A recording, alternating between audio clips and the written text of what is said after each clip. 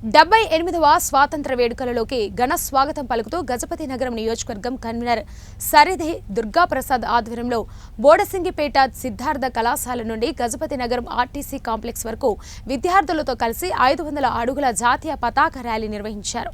1857 సిపాయిల తిరుగుబాటు నాయకుడు మంగళ పాండే నుంచి మొదలుకొని 1947 వరకు స్వాతంత్ర్యం కోసం అనేక మంది పోరాట యోధులు స్వాతంత్ర్యం కోసం ప్రాణాలు అర్పించారని దుర్గాప్రసాద్ అన్నారు. కనుక వారిని గుర్తు చేసుకోవడం భారత పౌరుడిగా మన అందరి బాధ్యత అన్నారు. ఈ కార్యక్రమంలో జిల్లా ప్రధాన కార్యదర్శి Rajesh Varma, BJP Vizianagaram parliament convener Sambhara Lakshmi Narasimham, BJYM రాష్ట్ర కార్యవర్గ సభ్యులు రమణతో పాటు నాయకులు పాల్గొన్నారు.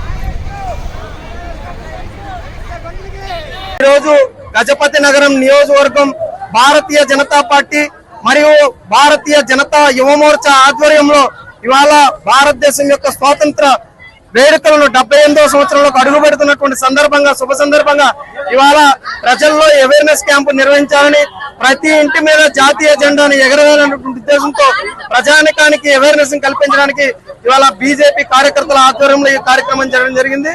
ఈ కార్యక్రమంలో పాల్గొన్నటువంటి యువకులకు, విద్యార్థులకు, వివిధ రాజకీయ పార్టీ నాయకులకు, కార్యకర్తలకు ధన్యవాదాలు తెలియజేసుకుంటూ సెలవు తీసుకుంటున్నాం.